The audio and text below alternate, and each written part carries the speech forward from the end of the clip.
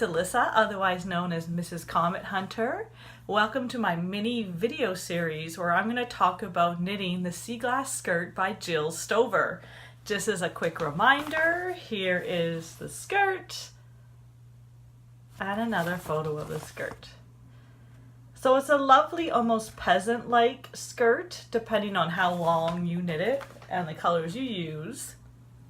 But I have finished tier number 2 and I'm on to tier number 3. So I'm going to tell you about what I've been doing, how it's been going, and then what I plan for next. So I'll show you my skirt that it is so far. Here it is. So this was tier 1, you saw that last time, and then starting with the speckle color is tier 2, and the yellow, and then the little bit of brown is tier 3. So this is knit on US size 4 needles, and I'm doing it in the round. I want to bring it out close. I'm sorry, the lighting is really terrible right now. My kids are home, so they're downstairs in the living room, and that's where I have been doing my podcast from recently. So I'm upstairs in the office and it's not great. It's like a dark color room and the light's just coming from one side. So hopefully it's okay. You can see the pattern a little better in the yellow. You can see those kind of little lace flowers or florets or something like that. And it's really pretty. It doesn't show all that much in the speckle, which is to be expected because it's a speckle yarn. You tend to lose patterns in the speckle yarn, but if you do look at it up close, you can see it. And then I did do one last of those flowers in the brown to finish with, and that brown is the same brown that I used in tier 1 to kind of connect them all together. So a couple of things that I noted when I was doing this. So yes, that speckle was the Aran weight yarn that I've been using, or hemming and hawing about using in this skirt. You can definitely tell that the stitches are larger than, say, the yellow,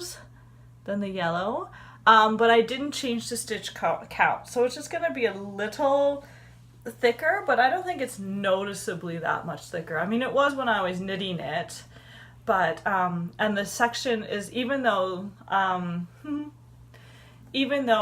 this green section and the yellow section, that's the same number of rows, you can see that the Aran weight obviously took up more rows. But it turned out nice and I really like it. There's some beautiful saturated colors in that skein of yarn. I just love it. So I'm really happy that it's worked out.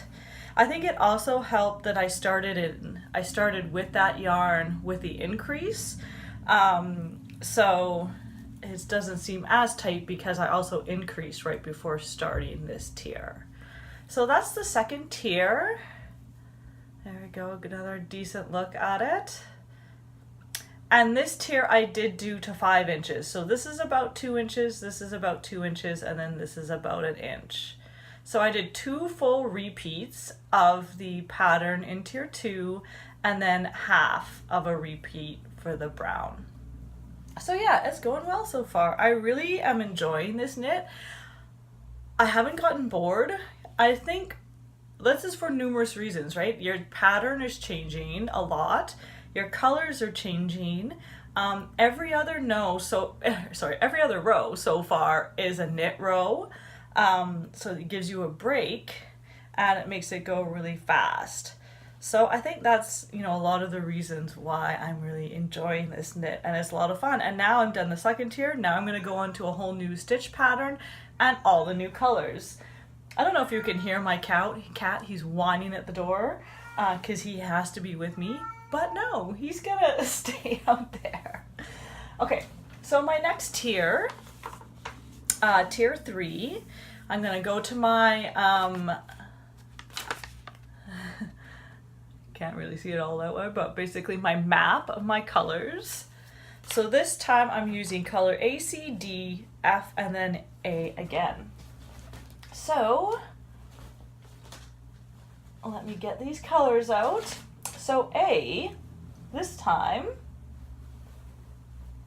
now I get to introduce a blue. So I'm very excited. So this is, there we go, This is Thaw by Old Oak Yarns. It came in a kit from the Fiber Friends podcast. It was their spring transitions kit. So this came with it. So that's going to be 2 of the rows. And then I'm going to go to C, and so that's the cream. So that's going back to the cream color that was in the first tier. So there's that color. And I'll show you the tags for these in a little bit. I'll just show you the colors. And then we have D is the yellow again. So we'll go back to the yellow, which is in the second tier.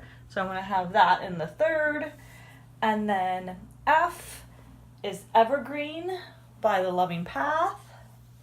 Oh my goodness, this is all tangled up. Evergreen by The Loving Path. Beautiful kind of tonal color. You can get these little flecks of colors. And then A again, which will be the blue again. So those will be my 4 colors for this tier. I'm not just going to do 4 rows. I want to do 5 inches. So what I'm going to do is I'm going to do 2 in this color, the beginning and the end, and then I'm going to do 1 in the cream, a large one in the yellow, and then 1 in the green, and then again in the blue. So that's my goal. So I'm kind of liking that, you know, I'm bringing in colors from each of the tiers back in the next tier. So it's kind of cool that way. So let me just show you the tags for those yarns, just so you can see the details. These are all DK weight or sport weight. So the blue is called Thaw, and again, that's from Old Oak Yarns. It's DK, and it is the Thaw color. Muck will come into the skirt later on. So that is the blue. The evergreen color, the green color from The Loving Path. This is her old label. This is kind of her old school label. So there's the information right there. Hold it like this. Sport weight, which is pretty much DK. Close enough. A lot closer than Erin weight. The yellow, again, is by Rowan. Baby Merino and Silk DK in the colorway Sunshine. And then the last one is the cream colorway, which, oh my gosh, you realize this happens every time, right? Okay, here we go. Here's the other ball. Okay. It's Mackenzie by Haiku.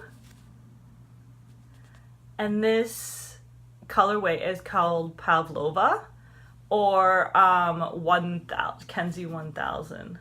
So it's the color is 1000, lot number 4. And I believe it's called Pavlova if you look it up on Ravelry.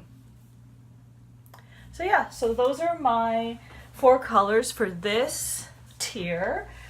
What I'm going to do is I'm going to do an increase row again, and I'm going to do the same thing as last time. So I'm going to do knit front and back every certain number of stitches that she tells me to, and I'm also going to increase the size of my needle. So I was using US size 4, so now I'm going to go up to a US size 5. I've decided instead of just increasing my needle once over halfway through, I'm going to do it twice every second tier. So tier 1 and 2 were US size 4, and then 3 and 4 will be US size 5, and then 5 and 6 will be US size 6 to end with. And so I've been knitting so far on my knit picks.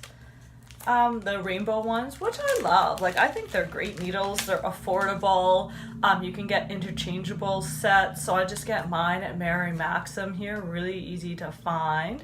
And I have those, sorry for the price tag, but I have those in my size 6 as well, size 6. So that's what I'll be doing when I get to the size 6. For the rest of it, I'm going to be using my Hayahayas in US4. These are 40-inch cables, which will make it more like magic loop than knitting completely in the round, which is fine with me. I don't care. And I think then it'll be big enough so that I can actually try the skirt on. Because so far I haven't been able to try it on, and I know I said I was going to, so I'm really hoping, I mean, it's super stretchy, so I'm really hoping it'll be fine. Because I'd hate to do all this knitting and it not work. Okay, so that's it for tier 2, and now on to tier 3. I'll be kind of away for the next little while. I will be posting a video in the next few days about me learning how to create my own cross stitch pattern online, so you can check that out.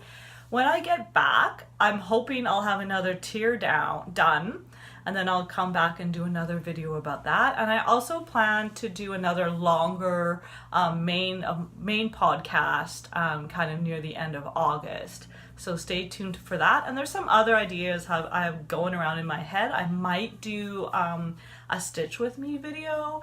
We'll see. And I really like this idea of kind of following along with a project, because it kind of keeps me accountable for keeping on top of things.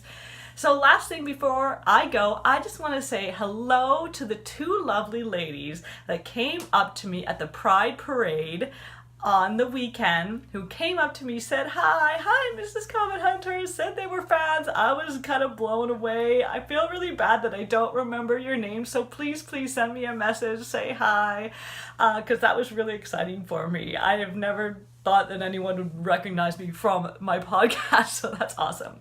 So yeah, stay tuned for what's going to be happening with the skirt. I'll try to post things on Instagram, and I'm going to try to get lots of knitting and cross stitch in, and I hope you do too. But don't forget, breathe too. See you soon. Bye-bye.